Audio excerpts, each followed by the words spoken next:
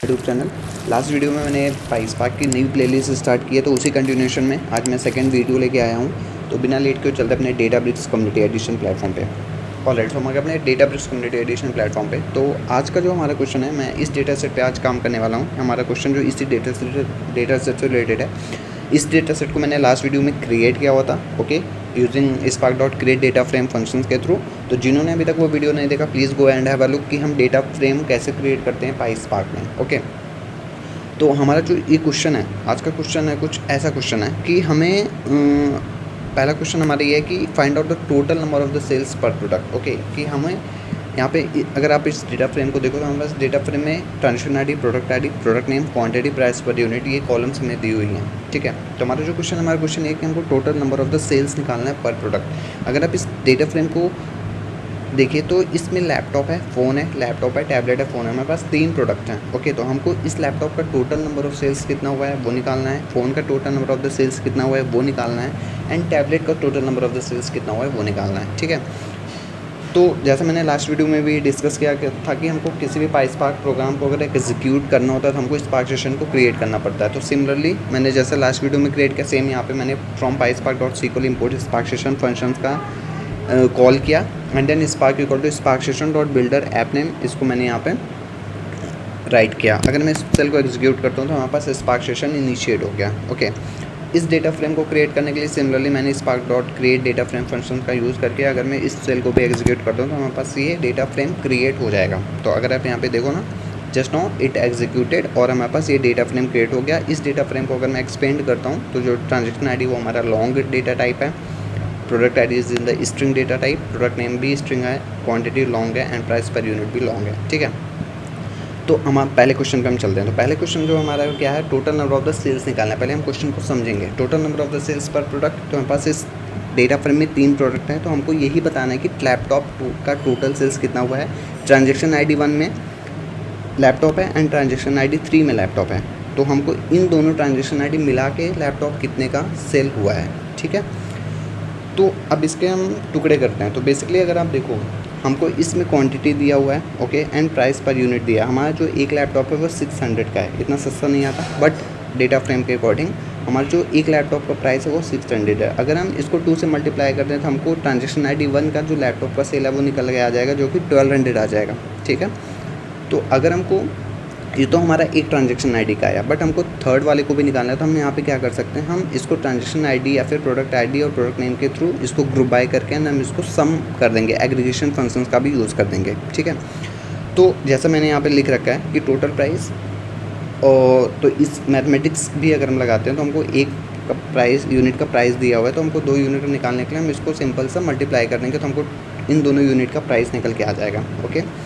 Second thing, हमको total number of the sales एक new column को यहाँ पे ऐड करना पड़ेगा, ओके, जो कि टोटल सेल्स कॉलम होगा। तो अगर हमको पाइस्पार्क में एग्जिस्टिंग डेटा फ्रेम में किसी न्यू कॉलम को ऐड करना होता है तो हम उसमें विद कॉलम फंक्शन का यूज़ करते हैं, ठीक है, विद कॉलम फंक्शन का यूज़ करते हैं। एंड इस विद कॉलम को इम्पोर्ट करने के लिए हमको फंक्शन कॉलम को इम्पोर्ट करना पड़ता है, ठीक।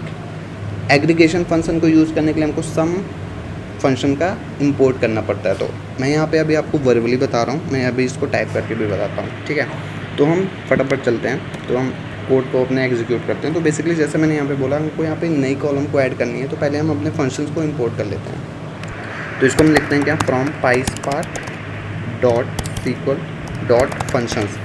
पाइस्पार्क में बहुत सारे फंक्शन हैं, तो एक सिंपल सा मेथड होता है, अगर हम इंपोर्ट स्टार कर देते हैं तो हमारे पास जितने पाइस्पार्क में फंक्शंस हैं वो यहाँ पे हमारे इंपोर्ट हो जाएंगे, हम उसको यूज़ करें या ना करें। बट हमको यहाँ पे minimum with column and with column के लिए हमको कॉलम एंड एग्रीगेशन फंक्शन के लिए हमको सम फंक्शन को इंपोर्ट करना है। तो हम यहाँ पे स्टार ना यूज़ करके हम यहाँ पे सिंपल सा इंपोर्ट कर लेते हैं कॉलम कॉमा सम फंक्शन, ओके। तो हमारी ये 2 फंक्शन इंपोर्ट हो गए। अब हम यहाँ पे लिखते हैं अपना कोड। तो अगर हम यहाँ पे हमको इस डेटा फ्रेम में यूज़ करना है तो हम न्यू डेटा फ्रेम नेम दे देते हैं df_sales, okay, is equals to, हमको इसी डेटा फ्रेम पे अप्लाई करना है तो df dot new column add करना है, तो हम यहाँ पे लिखते हैं with column, okay.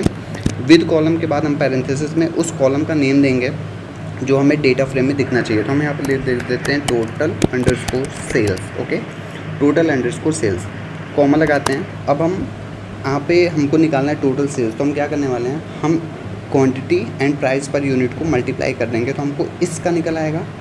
And then total निकालने के लिए हम ग्रुप बाय कर देते हैं प्रोडक्ट आईडी प्रोडक्ट नेम, तो सो दैट हमारा P001 product ID and laptop का एक ग्रुप बन जाएगा एंड उसमें हम सम फंक्शंस को अप्लाई कर देंगे तो हमें total number of the sales निकल जाएगा लैपटॉप का। Similarly for the phone and similarly for the tablet. Okay, तो हम यहाँ पे क्या करने वाले हैं, अब हमको मल्टीप्लाई करना है तो हमको कॉलम, इस कॉलम को इस कॉलम को एंड इस कॉलम को हमको मल्टीप्लाई करना है। तो हम क्या करने वाले हैं, कॉलम फंक्शन का यहाँ पे यूज़ करेंगे। ओके, कॉलम एंड इस कॉलम के अंदर हम उस कॉलम नेम पास करने वाले जिसको मल्टीप्लाई करना है, तो quantity. Okay, quantity. Okay, similarly then multiply again column, यहाँ पे कॉलम हमारा सेकंड क्या है,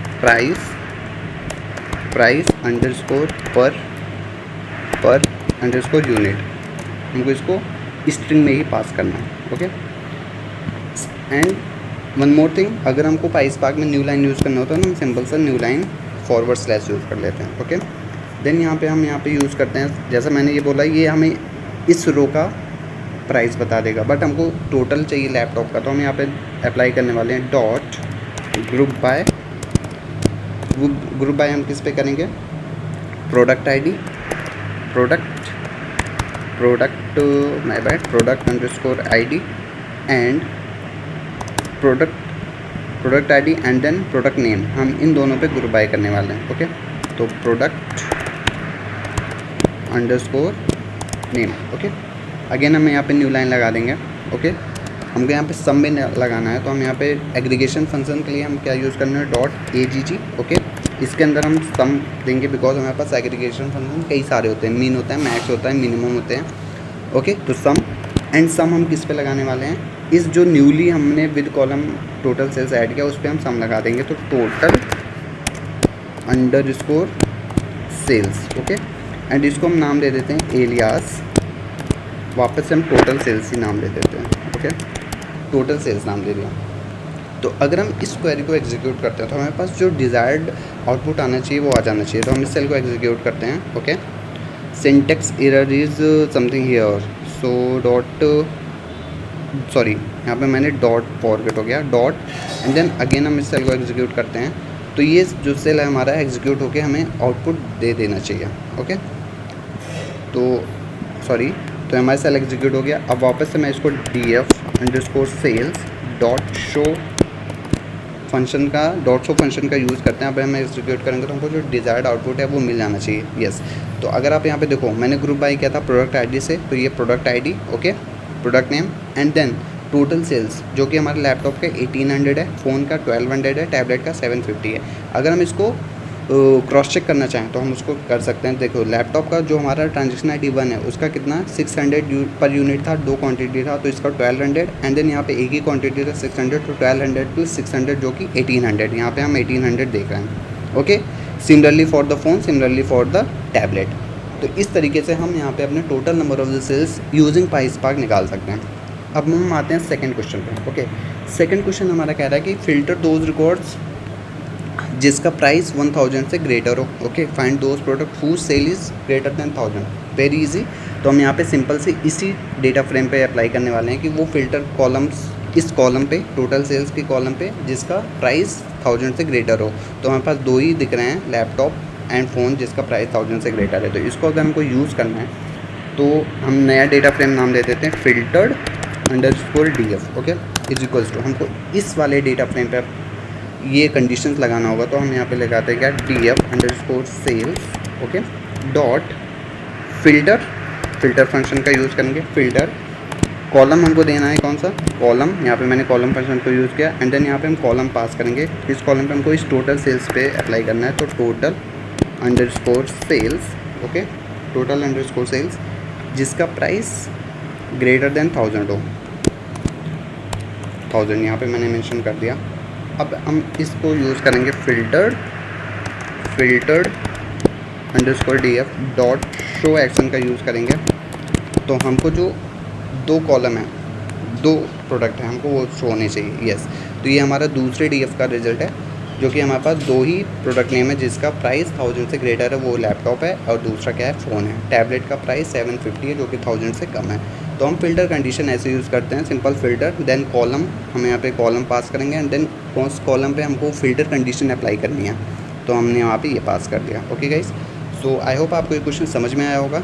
मैं इस डेटा सेट को क्रिएट करने की स्टेप्स को डिस्क्रिप्शन बॉक्स में प्रोवाइड कर दूँगा, आप अपने साइड से भी ये चीज़ प्रैक्टिस कर सकते हो। बहुत ही ईजी क्वेश्चन था, ऐसे ही क्वेश्चंस को मैं नेक्स्ट वीडियोज़ में लाता रहूँगा। तो गाइज़ मिलते हैं नेक्स्ट वीडियो में, and yes please do like subscribe so that new videos आते ही आपको नोटिफिकेशंस मिल जाएँ, and please go and practice from your side as well. Till then, keep learning, keep growing, and yes, please do like and subscribe. Thank you so much.